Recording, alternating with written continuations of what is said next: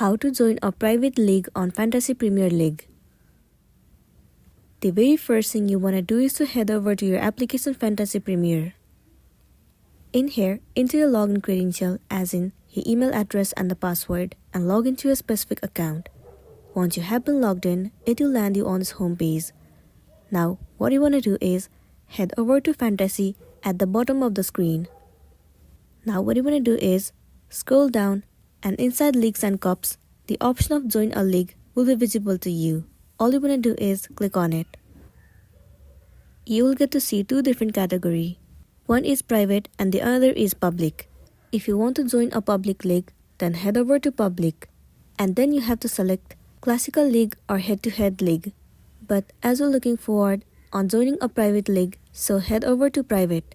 In order to join a private league, you must have the private league code. Once the code is with you, you have to enter it in this section. Once you have entered, tap on Join a League. After that, click on Done at the top right corner of the screen. And then you'll be good to go. So that's all for today, and this is simply how you can join private league on Fantasy Premier League. Make sure to smash the like button and consider subscribing if you found this video helpful. We'll see you in the next one.